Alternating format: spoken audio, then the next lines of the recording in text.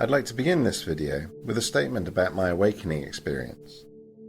It was sudden and unexpected, and it happened without my knowledge of what was going on.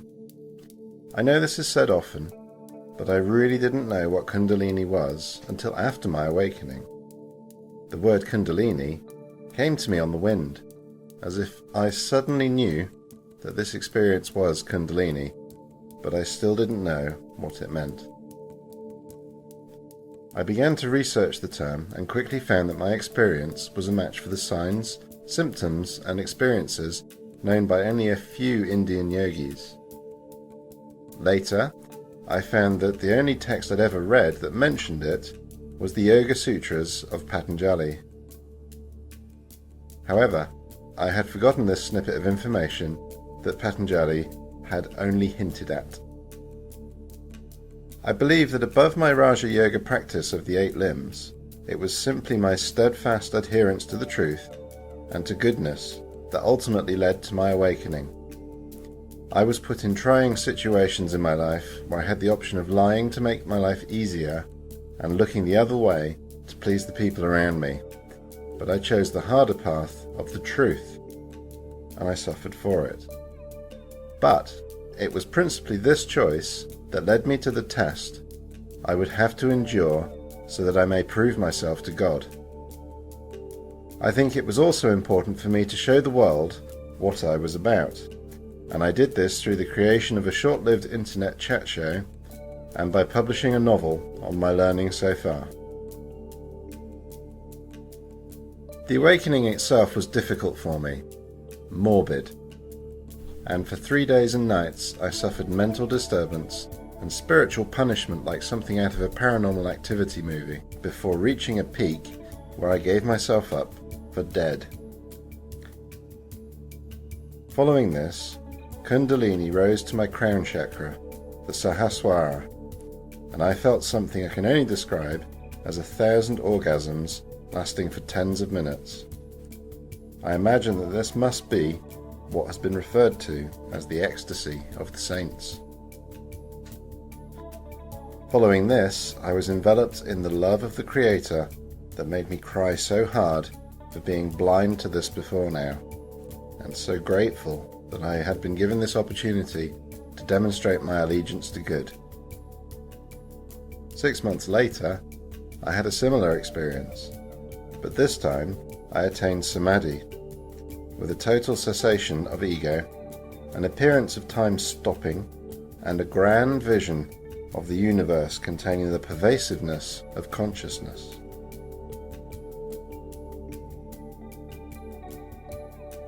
What I would like to add to the knowledge that I'm sure everybody watching this already has is that I believe I've forged a path to God on my own, using my own belief system and by cherry-picking bits and pieces from religions, philosophies and spiritual practices. It is this new understanding that I can bring to the table, that you can directly contact God on your own and in your own way, without the need for a vicar, a yogi, a congregation, a temple, or even a doctrine. You can do it on your own as an individual. If you have a pure heart, honest will, overcome obstacles in your life, and devote yourself to learning about the human experience, you too can reach an audience with God. Once you arrive at that point, you will be put to the test, and that test will be personal to you and to your past. So what is God?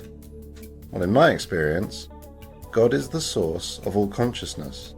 It is a connection between the piece of consciousness you hold in your body and the universe's consciousness.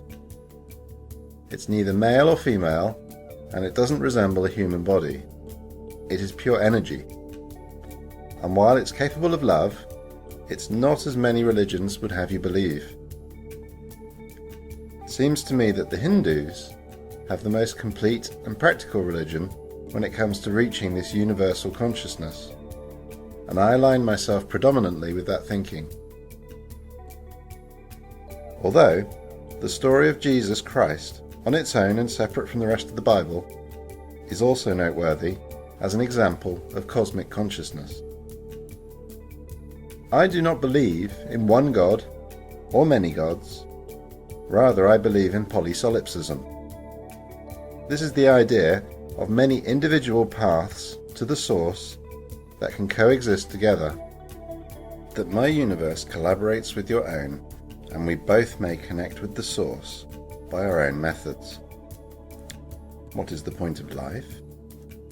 In my opinion, it is in your lifetime to connect with the source of consciousness, and then to listen for its will and to act on its behalf.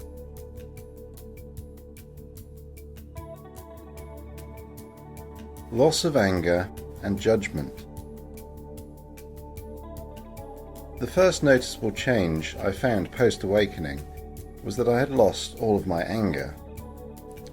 I'd been a rage monkey in periods of my life, and when I awoke to Kundalini, I found that I was so in awe of the nature of consciousness that I could never again be angry.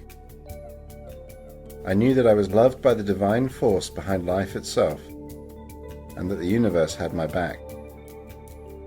In knowing this, how could I be angry at anything in my life again? It all seemed so pointless to get upset over this and that, or one individual's doing over another's.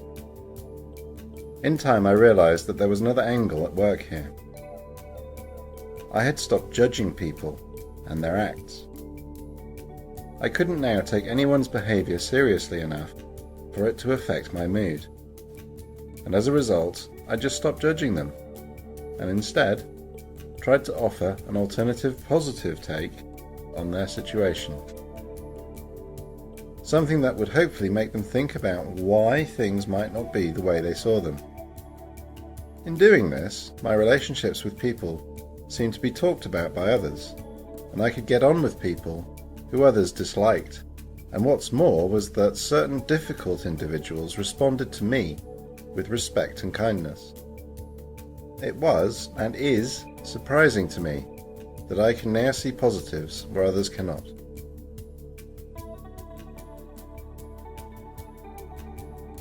Middle way consistency.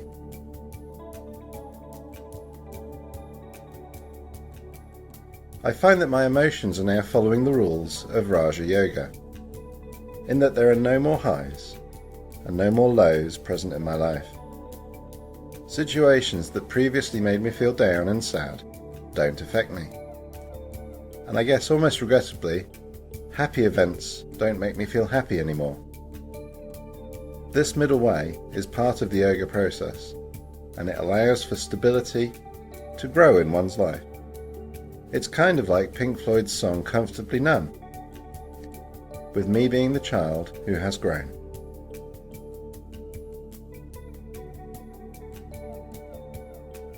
Flow of the universe.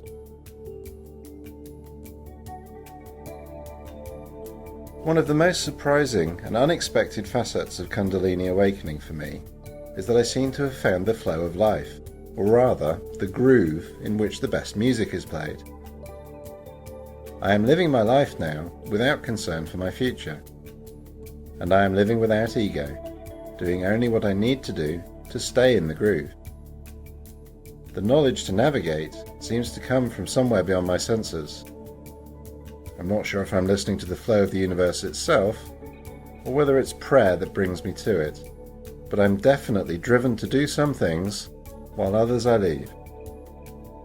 I don't spend a lot of time now thinking about things, I just act, and my actions seem to carry a weight that they didn't before, when I was preoccupied with thinking about every detail.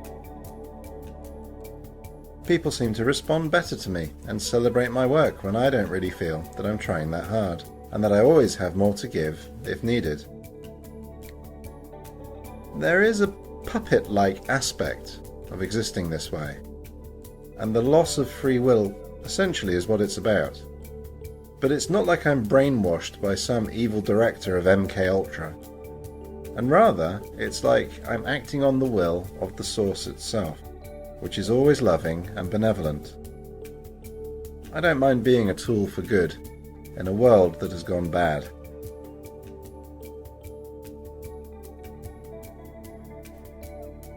Synchronicity.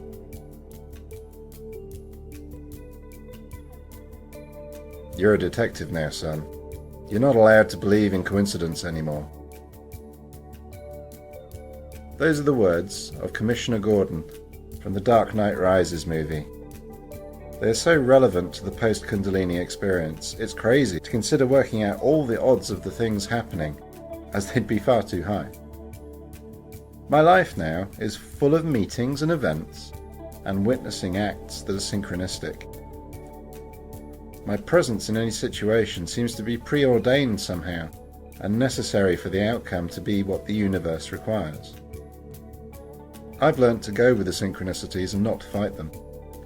And in doing so, I simply find myself saying wow a lot to moments in my life that make me reflect and give thanks for the majesty of existence itself.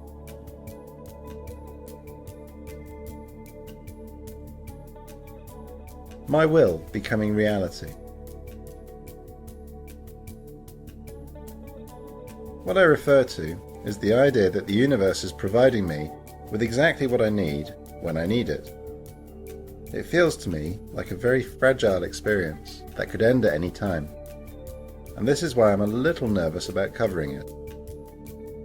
However, I must communicate it and let others know. I don't wish to state that my desires are manifest and my every whim is materialized before me, but that is how this could be perceived if it's not understood correctly. I don't get what I want, but I get what I need. I listen for and go with the flow of the universe, and so far this is working for me. I fear abusing this ability, as it could be lost by a false move on my part, and I really don't want to skip out of this musical groove that I've found. Bliss sensations and communication. I've had 3 major Kundalini events so far, with all that's associated with the experience. And on a daily basis, I'm not able to achieve the heights of that full-on, powerful experience.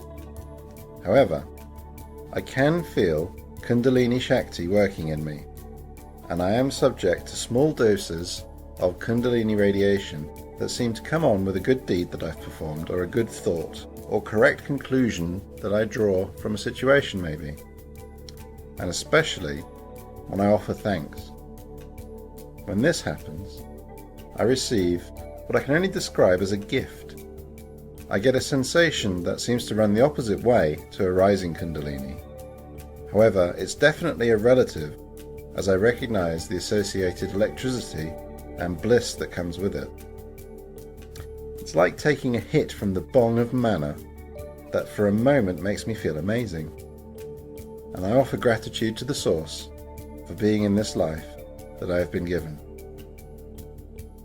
This experience also mirrors a form of communication with other consciousnesses. The subtle passage of energy gives rise to knowledge of what is being asked or answered by another. I believe this is the understanding that mystics call vibrations, as the symptoms could easily be mistaken for a vibration of a different frequency in the spine and nervous system. It's through this technique that I was able to speak with the divine itself and receive my instruction governing the latter half of my life.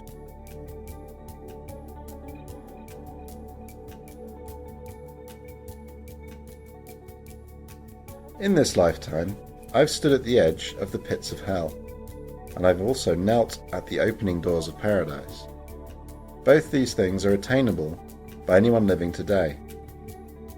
I'm sure there is more to come, and I'm always amazed how much more there is to learn just when I'd thought I'd reached the end of all there is to know. I am humbled by my experience and grateful for what I've been through. I now know that everything is about consciousness, and the material world is merely a symptom of the human experience. The universe is conscious, and Kundalini is its messenger system. What we call reality is simply an illusion. I'm convinced that this phenomena can be explained scientifically, and a method for acquiring it can be documented. At the ESF, we are trying to bring forth this scientific understanding, so please join us at the Emerging Sciences Foundation to learn more about Kundalini and chart your growth and experiences at Brilliano. Thank you.